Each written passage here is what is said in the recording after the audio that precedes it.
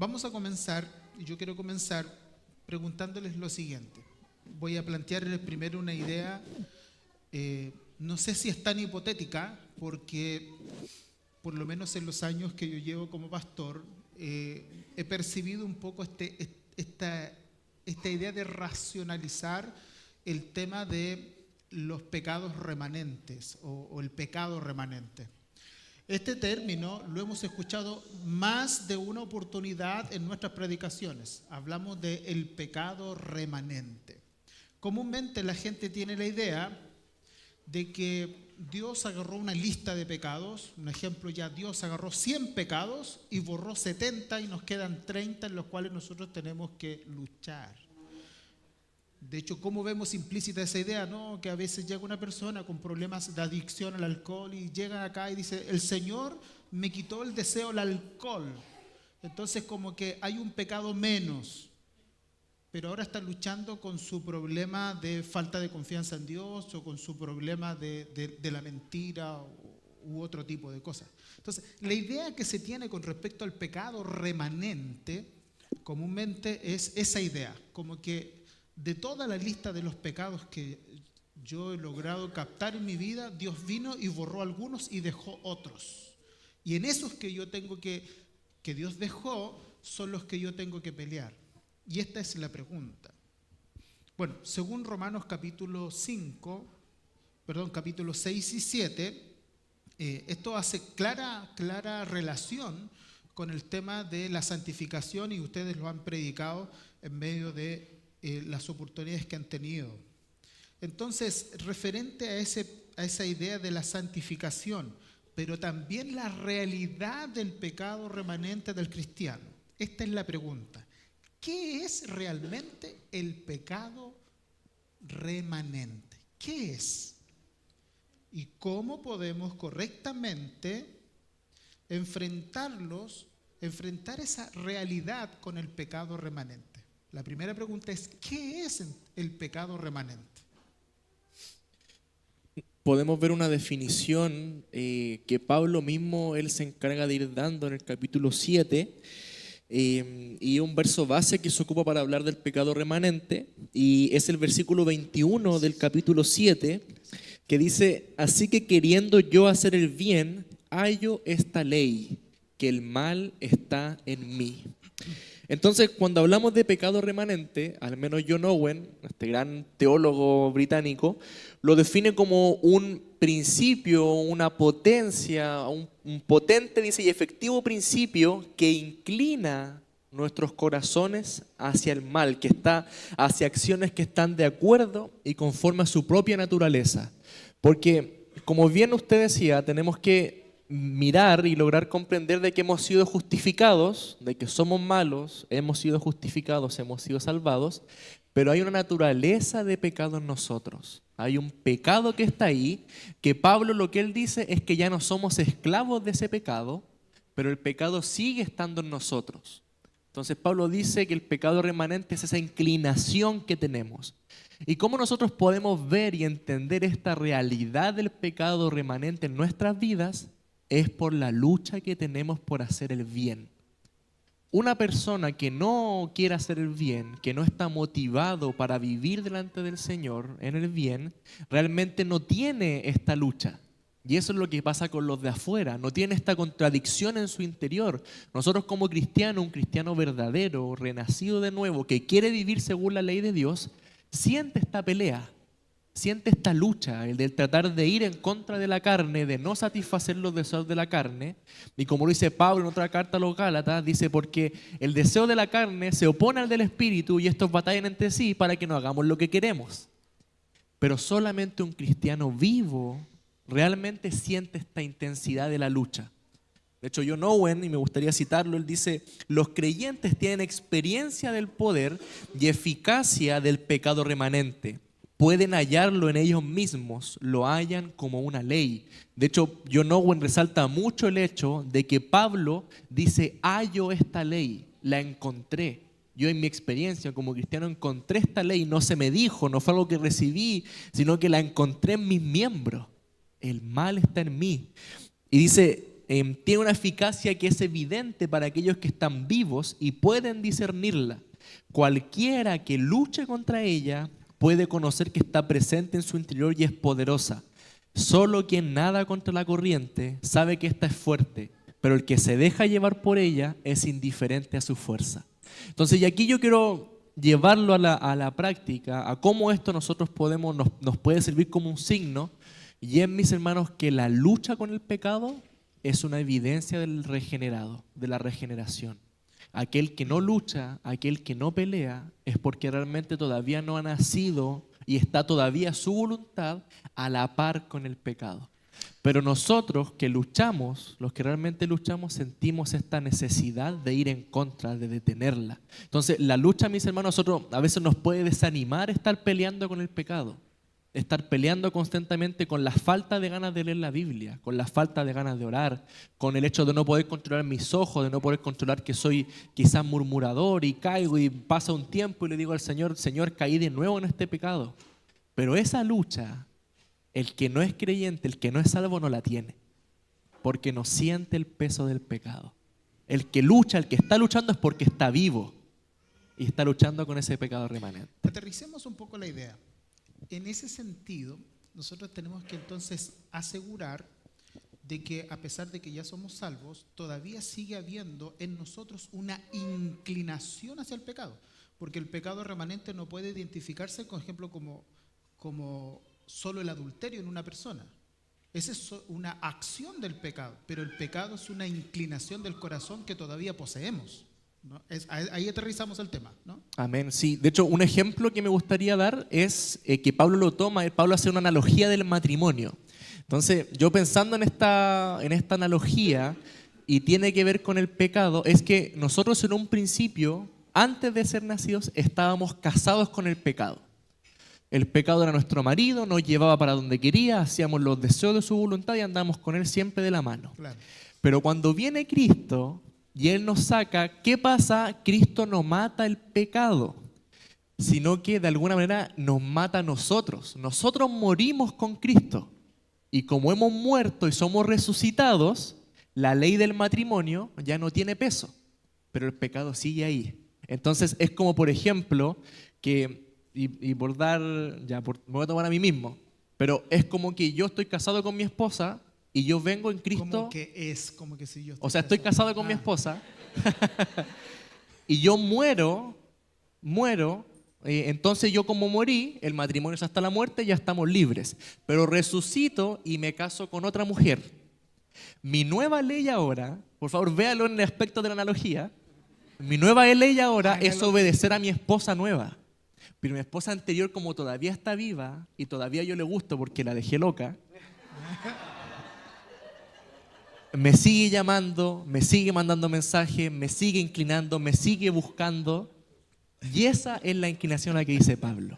Dice, nosotros morimos al pecado. Ya no reine, dice Pablo, no reine el pecado en vuestro cuerpo. Pero no se me adelante, por favor. Pero sigue ahí, sí. Está ahí el pecado. Entonces nos llama, nos inclina. En ese sentido, entonces tenemos que decir, mi hermano, el pecado es algo que Dios ha tratado seriamente, pero la inclinación que nosotros tenemos hacia el pecado todavía está. Cuando hablamos de pecado remanente, no estamos hablando solamente de cosas particulares, como por ejemplo el beber, el embriagarse. No, ese es mi pecado remanente. No.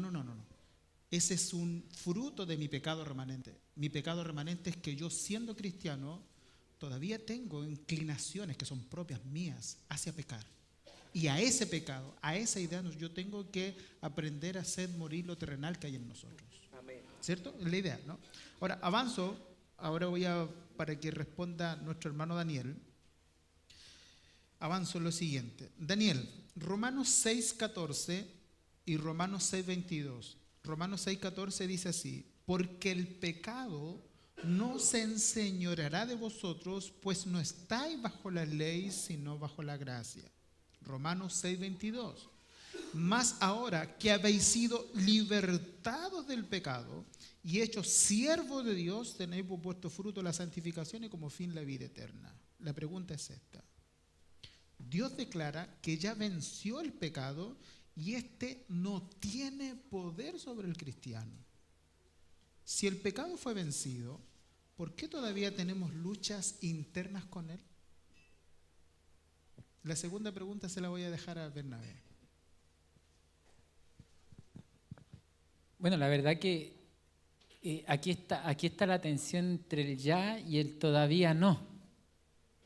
Explíquela. Esta es la tensión de que el creyente ya ha sido salvado, ya ha sido justificado, pero este pecado remanente, el Señor lo está ocupando para irnos enseñando, de hecho, llevarnos a hacernos semejante a Dios, Amén. que es este trabajo que hace la santificación.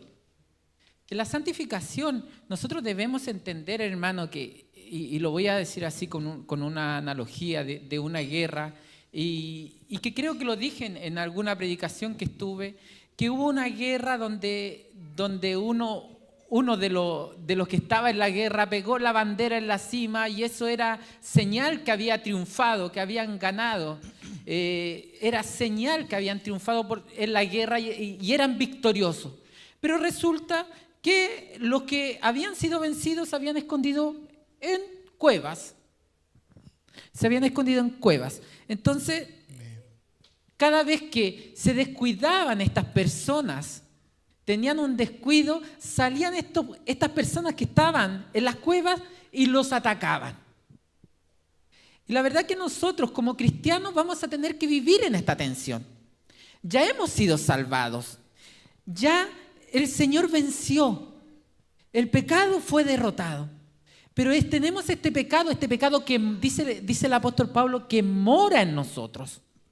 Que mora en nosotros. Y quiero dejar una cosita clara, mi pastor, si me permite. Mire, hermano, el que es realmente salvo va a tener una inclinación mayor para la santificación. Amén. El pecado no le va a ganar. Es de hecho, a la persona que ha sido salvada le va a doler pecar, Amén. doler en su corazón. Amén. De hecho, el mismo David, él estaba dolorido por haber pecado. De hecho, se sentía hasta morir, hasta querer morir por haber pecado. Entonces nosotros debemos tener en cuenta esto, que el que practica un pecado, porque muchas veces, lo que decía mi pastor, es muy cierto, muchas veces, no, yo tengo este pecado remanente del alcohol, pero sigue tomando y sigue tomando y sigue tomando y se complace en el alcohol. Y la Biblia nos dice que el que practica el pecado, este no es de Dios, no es de Dios. Entonces, hermano, debemos tener en cuenta que esta lucha con el pecado va a ser hasta que partamos del escenario de esta tierra. Y vamos a tener que seguir luchando y es Dios trabajando en nosotros la santificación. Es por eso que existe esta tensión. Y por eso quisiera hablar en el versículo... yo soy larguero y mi pastor como que me conoce que soy larguero. En el versículo 24 del capítulo 7, el apóstol Pablo dice, miserable de mí, ¿quién me librará de este cuerpo de muerte? Porque imagínense, el mismo apóstol Pablo estaba en esta tensión, en que el querer hacer el bien estaba en él, pero encontraba esta ley que lo llevaba a hacer el mal. Entonces nosotros como cristianos, hermanos, debiéramos estar luchando con esta tensión de querer estar santificándolo, dándole esta lucha al pecado, dándole esta lucha diaria, levantando y decir, Señor, ayúdame este día para poder vencer el pecado. Es por eso que es muy importante lo que hablábamos delante sobre las disciplinas espirituales. Claro. Bueno, en ese sentido tenemos que nosotros también decirle, mis hermanos, el problema del pecado no es solamente una práctica que vive el mundano. A medida que nosotros llegamos a la casa del Señor y Dios se enciende su foco sobre nosotros a través de su palabra, nos damos cuenta de que muchas cosas pueden ser pecados y pueden estar siendo practicadas pecaminosamente, incluso sentados aquí en una banca. Muchas personas de aquí, sentados en una banca, pueden terminar en el infierno, producto de que quizás han adormecido su pecado, pero con una alta moralidad y siendo personas muy buenas, reconocidas por la sociedad, pueden incluso estar en actos totalmente pecaminosos. Porque como decía Martín, hizo la pregunta con respecto al capítulo 2 y la religión judía, esa es una realidad. Ese pasaje del capítulo 2 de Romanos, donde nos señala que el judío religioso, incluso con su religión, tiene la misma necesidad que el más depravado de los pecadores, porque aun cuando practique su religión, él necesita a Cristo como la única base de su confianza. Si Cristo no es la única base de nuestra confianza, cualquier cosa que nosotros hagamos aquí en la iglesia puede ser considerado un acto pecaminoso y tenemos que aprender a descansar solo en Cristo Jesús. El pecado remanente no solamente son cosas morales, el pecado remanente también pueden ser actitudes espirituales quizás muy válidas ante los ojos de los demás, y de eso también debemos cuidarnos. Porque yo como pastor también puedo estar pecando groseramente bajo un deseo de egolatría, y aún haciendo muchas cosas buenas puedo estar teniendo una lucha seria con el que dirán de mí, muy preocupado de que salir siempre bien evaluado delante de la gente que me observa, y eso es un pecado y tenemos que tratarlo. Bueno, Bernabé, tú predicaste en el capítulo 7, ¿cierto? La verdad que encontramos una prédica muy hermosa en ese capítulo 7. Sin embargo, cuando tú estabas predicando, yo me hice la siguiente pregunta: si tu prédica lo hubiese escuchado cualquier persona que entra, basado en lo mismo que le pregunté un poco a Daniel, yo me podría preguntar, ok, si Dios venció el pecado ya no tiene dominio sobre mí, ¿qué intencionalidad puede tener Dios al permitir que el pecado todavía sea parte de mi experiencia cristiana? Porque yo podría decir, ¿sabe qué? Lo mejor que podría ocurrir es que ahora que yo ya soy salvado, yo no tenga más problema con esto, pero Dios lo permite. ¿Por qué lo permite? A pesar de que no está directamente así formulado, pero la pregunta es, ¿por qué Dios permite que todavía el pecado sea parte de una experiencia en la vida cristiana? ¿Qué beneficio puede traerme positivamente? Y a mis hermanos, ¿qué beneficio le puede estar trayendo la lucha contra su propio pecado? ¿Qué nos podría beneficiar en eso? Creo que esa pregunta es un poco difícil porque hay una delgada línea roja. Perdón, ¿quieren que venga Martín? Amén. Lo hace mejor Martín. Línea. Lo hace mejor Martín, ¿eh? Una delgada línea, ya no me interrumpo, que no se puede cruzar, porque diríamos, bueno, entonces Dios permite que este pecado aún me azote. Entonces eso significaría que Dios es autor de pecado. Dios me está tentando, porque algunos lo pueden decir, claro. Se lo pueden preguntar. Dios me puso este pecado en bandeja para que yo peque, y esta es la voluntad de Dios, que yo haga esto, porque Dios así lo quiso y Dios es soberano y me puso el pecado ahí. Precisamente no. El pecado sigue siendo pecado. La diferencia es que el pecado ya no tiene el poder para condenarme. El pecado ya no se enseñorea de mí. Amén. Ya no hay poder en el pecado para condenarme, porque ahora estoy bajo la gracia. Pero quisiera ser preciso en mis palabras, porque es una pregunta difícil. Creo que el pecado tiene una función en el cristiano, que es la glorificación de Dios. Amén, amén. Por ejemplo, cuando los hebreos iban a salir de Egipto, dice su palabra que Dios endureció el corazón de Faraón. ¿De quién es la culpa? ¿Del faraón o de Dios? Y aquí está el tema difícil, delicado, porque hay una responsabilidad humana frente a la soberanía de Dios. Amén. ¿Qué escogemos? ¿La soberanía de Dios o la responsabilidad humana por mi pecado? Simplemente lo que Dios hizo con Faraón fue alejarse. Producto de eso, cuando Dios se aleja, cuando Dios quita su mano del hombre, ahí el hombre tiene libertad, hace lo que quiere. ¿Y qué es lo que va a hacer el hombre? Pecar. Su corazón se endurece. ¿Pero qué produjo eso? La glorificación de Dios por medio de las señales. como dijo José a sus hermanos cuando vinieron a Egipto. José les dijo: ustedes pensaron hacer mal, pero Dios lo tornó para bien.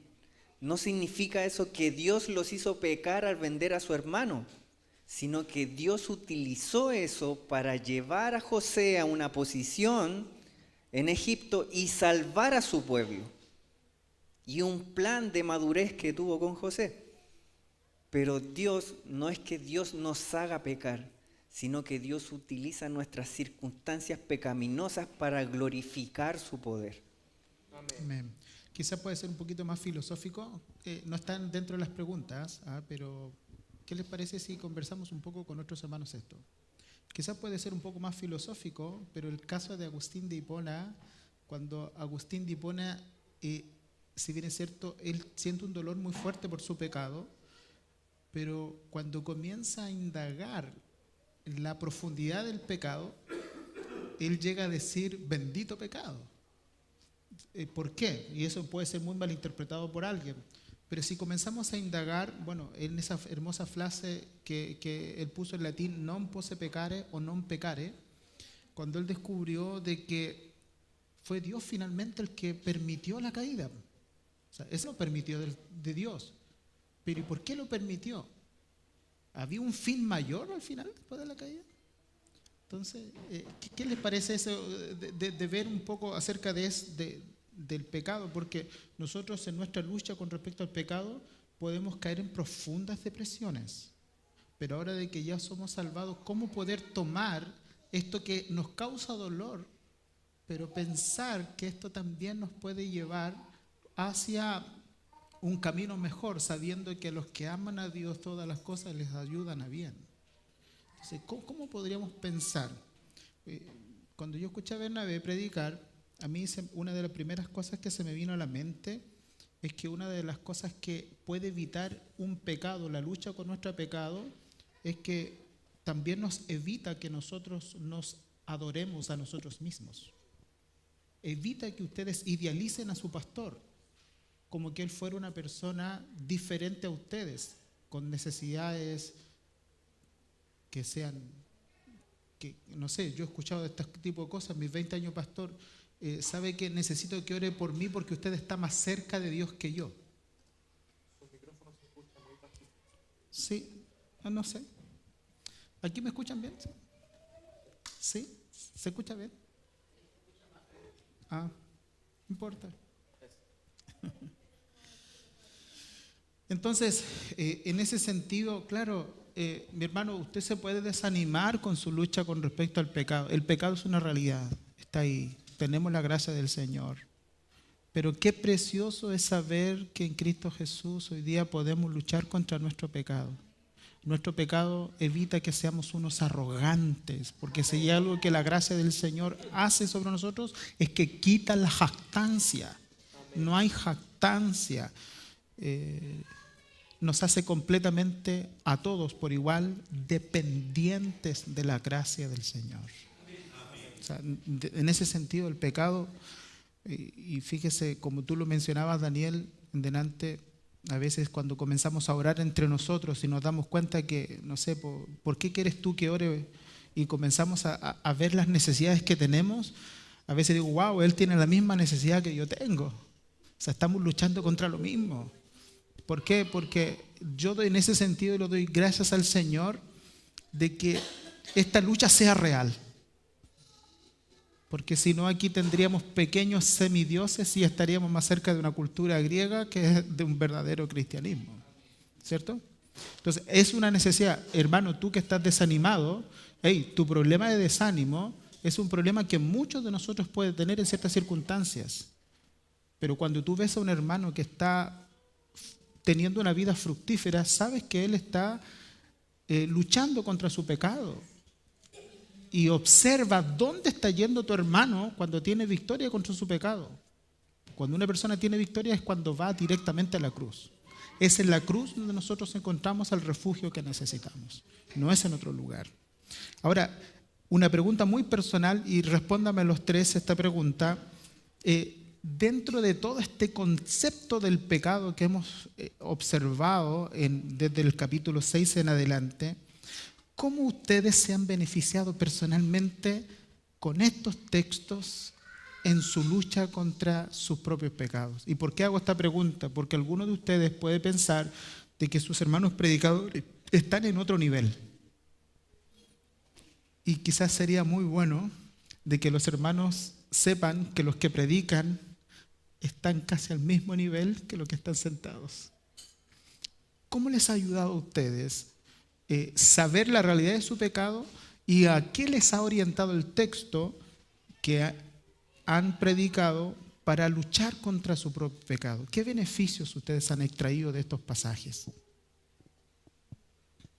En lo personal yo podría decir que dos cosas son muy, muy importantes y que me han llevado en mi vida diaria a luchar con fervor con mi pecado, con mi maldad. Y en primer lugar es la declaración de libertad que hace el apóstol Pablo. Wow.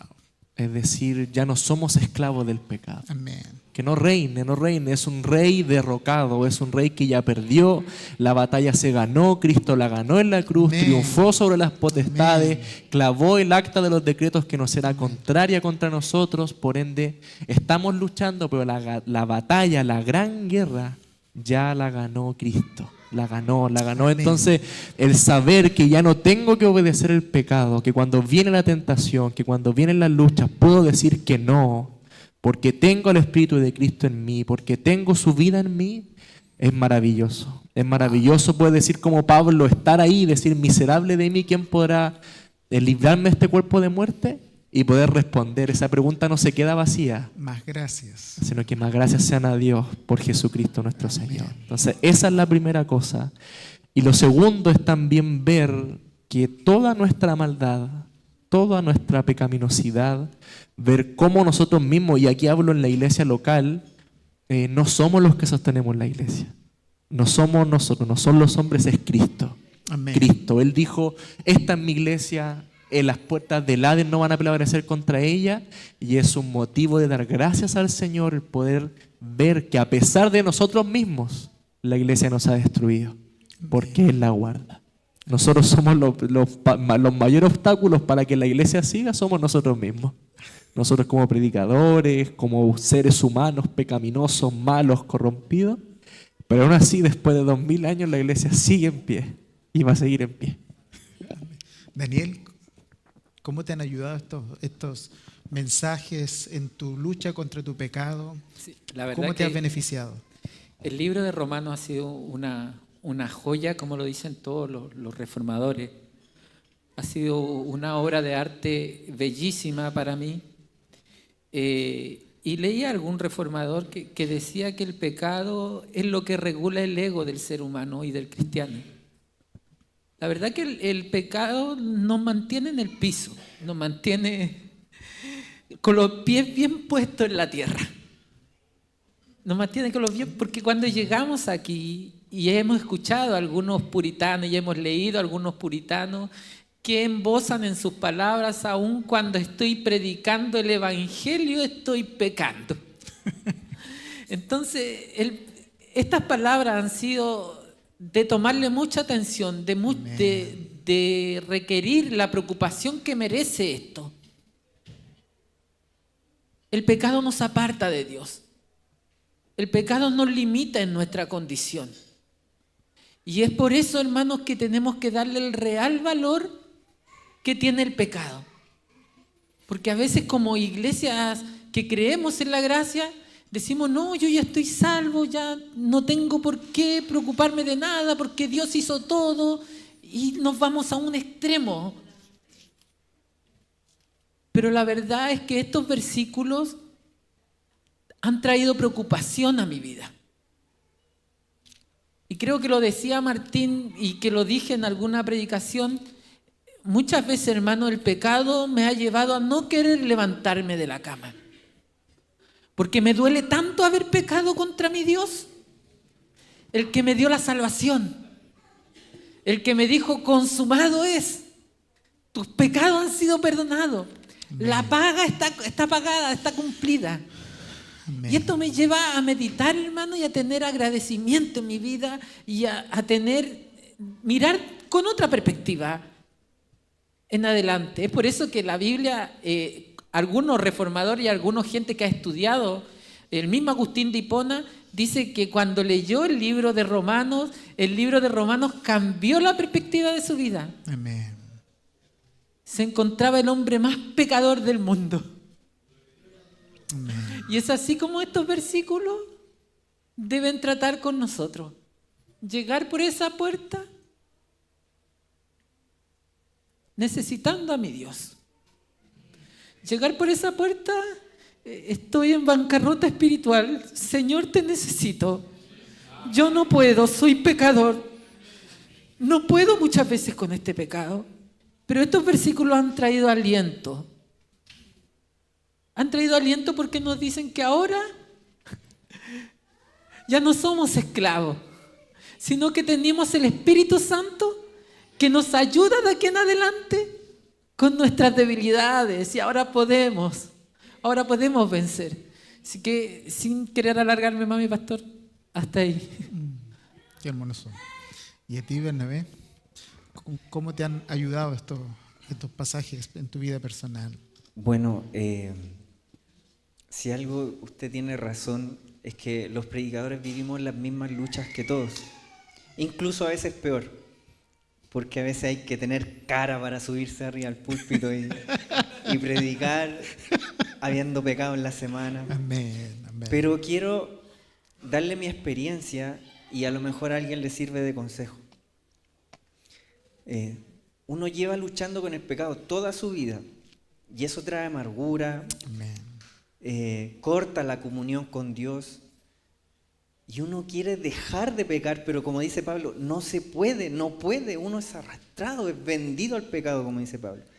Y uno puede ir a terapia, lo puede conversar con sus amigos, puede conversarlo con el pastor, puede hacer lo que sea para dejar de pecar. Y créame que yo he hecho lo que sea para dejar de pecar. Leer libros, ver videos, autoayuda, lo que sea.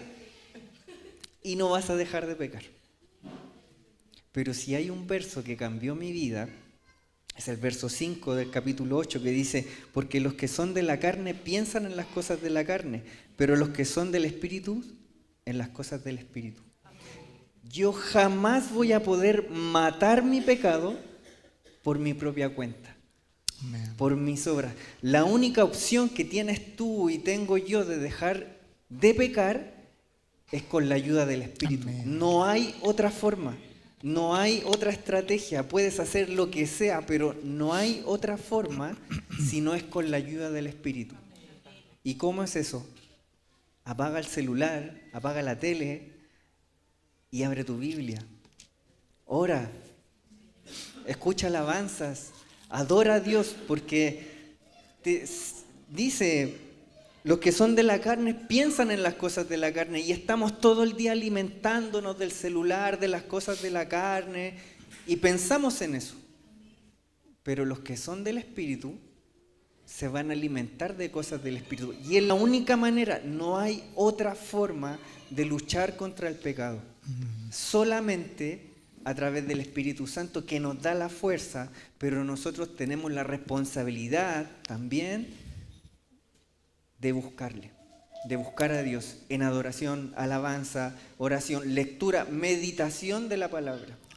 Creo, mi pastor, que eso ha cambiado mi vida y me ha dado otra perspectiva de cómo poder luchar con el pecado. Porque cuando luchamos con el pecado tratamos de alcanzar una justificación por nuestras obras. Pero cuando es por medio del Espíritu Santo no tenemos nada de qué jactarnos, como dice Daniel, el pecado nos mantiene humillados en el suelo. Y solamente a través del Espíritu y nada más que el Espíritu es que podemos vencer al pecado. Perdóneme, pero para mí como pastor era, al mirar este conversatorio,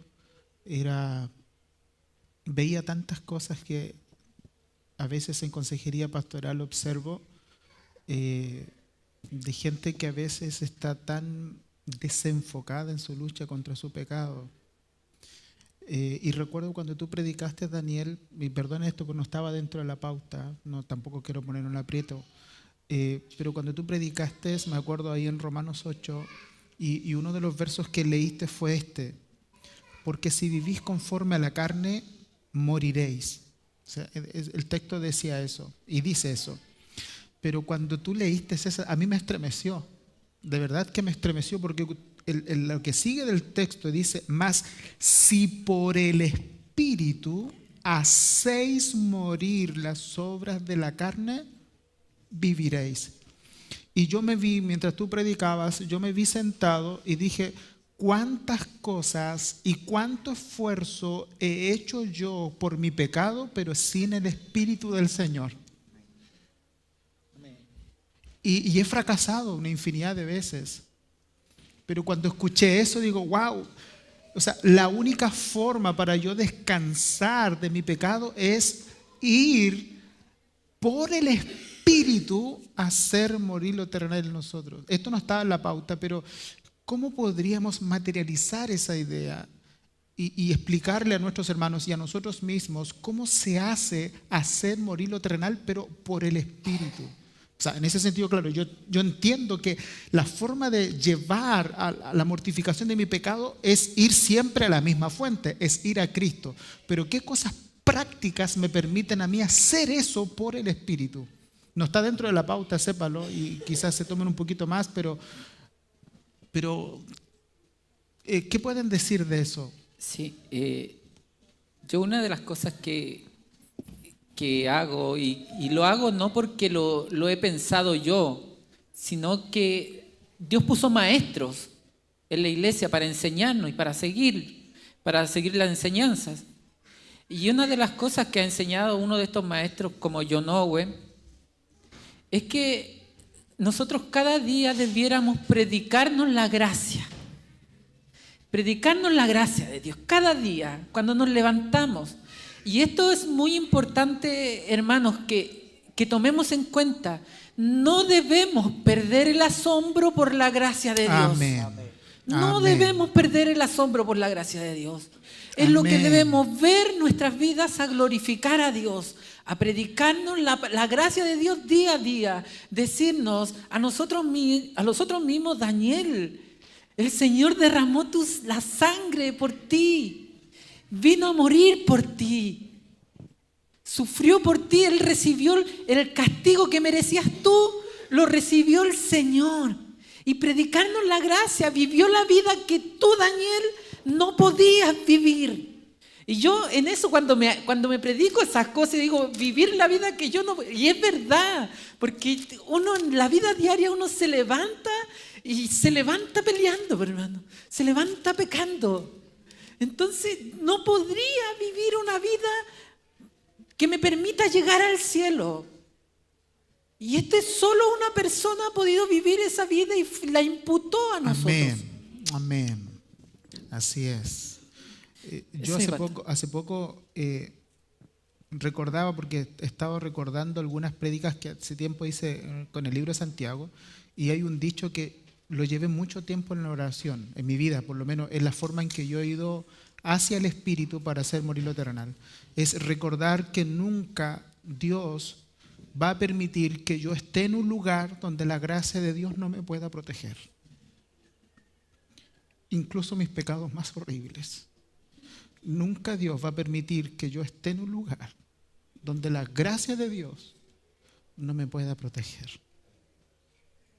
Bueno, para terminar, sé que la hora ha avanzado, muchachos, pero para terminar, tenemos un capítulo de promesas, creo que le tocó al hermano Katsumi, fue Romanos 8, 28, me estoy pegado con la gran comisión, Romanos 8, 28 al 39, permitidme leerlo y hago la última pregunta. Es esta. Dice este pasaje: y sabemos que a los que aman a Dios, todas las cosas les ayudan a bien. Esto es, a los que conforme a su propósito son llamados. Porque a los que antes conoció, también los predestinó para que fuesen hechos conforme a la imagen de su Hijo, para que Él sea el primogénito entre muchos hermanos. A los que predestinó, a estos también llamó. Y a los que llamó, a estos también justificó. Y a los que justificó, a estos también glorificó. ¿Qué pues diremos a esto? Si Dios es por nosotros, ¿quién contra nosotros? El que no escatimó ni a su propio Hijo, sino que lo entregó por todos nosotros, ¿cómo no nos dará también con Él todas las cosas? ¿Quién acusará a los escogidos de Dios? Dios es el que justifica. ¿Quién es el que condenará? Cristo es el que murió, más aún el que también resucitó y el que además está a la diestra de Dios y el que también intercede por todos nosotros. ¿Quién nos separará del amor de Cristo? Tribulación, angustia, persecución, hambre o desnudez, peligro o espada. Como está escrito, por causa de ti somos muertos todo el tiempo, somos contados como ovejas de matadero. Antes, en todas estas cosas somos más que vencedores por medio de aquel que nos amó.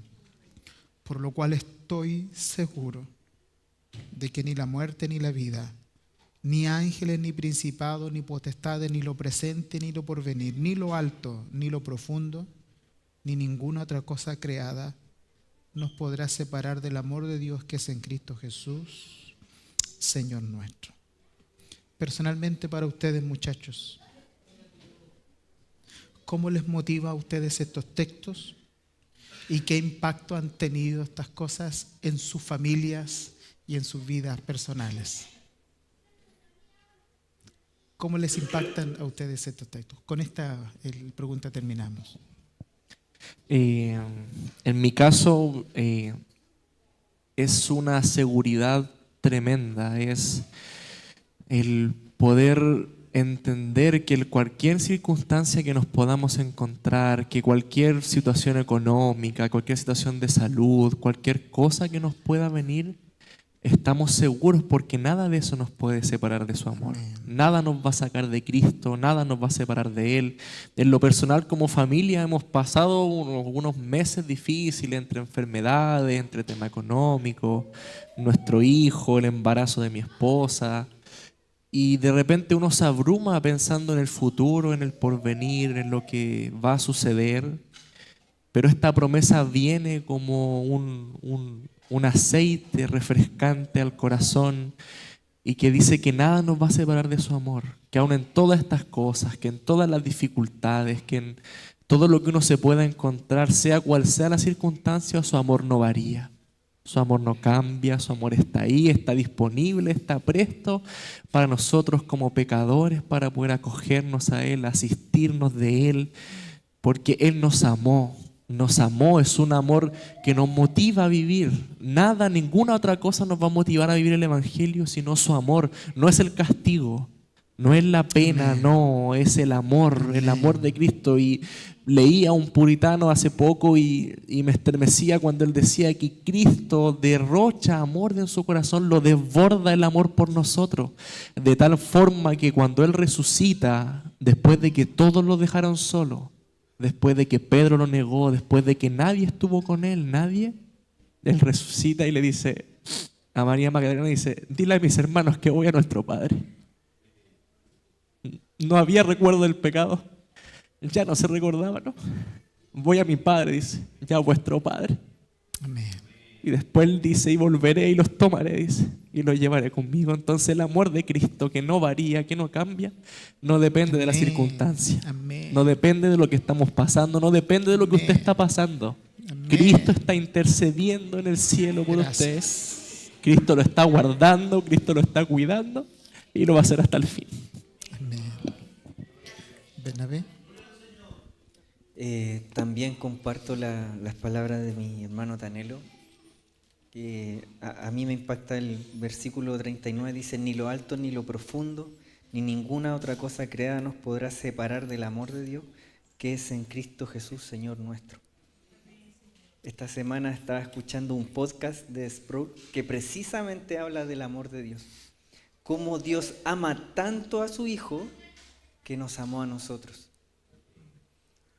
Y el capítulo 8 parte con una promesa que dice, por lo tanto, no hay condenación para los que están en Cristo Jesús. Y Dios nos ama por eso. Y la verdad me constriñe este amor que tiene Dios por nosotros, que siendo aún pecadores, Él da su vida por nosotros. Él nos ama tanto que dio su vida por nosotros. Y creo, también comparto las palabras de mi hermano, que creo que el amor nos mueve. El amor nos mueve, el amor que Dios tiene hacia nosotros, cómo nos protege, nos cubre, incluso más allá del amor. Amén. Daniel, por último. Cortito, mi pastor, no se asuste.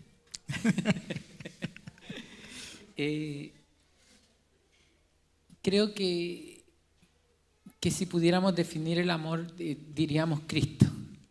Él es el centro del amor de Dios. Y fíjese que nosotros ahora estamos escondidos en Cristo. Estamos bautizados en Cristo. Estamos en Cristo y ahora ya no hay condenación, ya no tenemos nada que temer, porque ahora estamos unidos a Él y ya no hay enemistad, y esto debe causar en nosotros una tranquilidad, hermano, una tranquilidad magnífica. Amén. Debemos seguir asombrados por esto. Hay una encuesta, mi pastor, que hizo Ligonier, que dice que las iglesias reformadas están perdiendo el asombrarse por Dios. Así es. Y creo que eso es lo que nosotros no debemos perder, recordando específicamente estos versículos.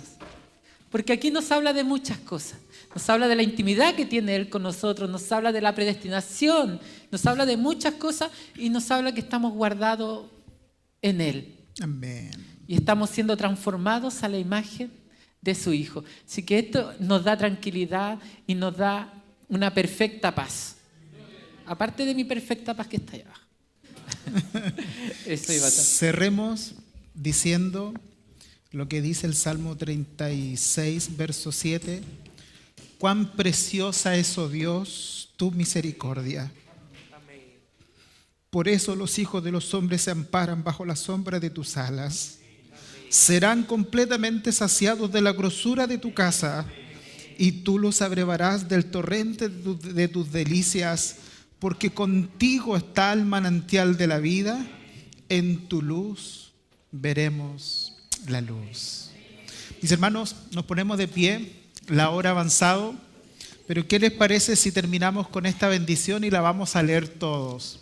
Judas, no sé por qué soy fanático de este pasaje, me van a perdonar. Leamos Judas, no todo el capítulo, vamos a leer los últimos versos. Verso 24, podríamos resumir este conversatorio de la siguiente manera: Judas 24, 25, esta es la bendición final para todo lo que hemos hecho, ya la hora ha avanzado. ¿Qué les parece que todos juntos leamos ese pasaje y nos vamos confiados del maravilloso Salvador que tenemos? ¿Qué dice? Todos juntos. Y aquel que es poderoso para guardarnos sin caída y presentarnos sin mancha delante de su gloria con gran alegría, al único y sabio Dios, nuestro Salvador, sea gloria y majestad, imperio y potencia, ahora y por todos los siglos. Amén. Solo a nuestro Dios la honra, la gloria y la alabanza.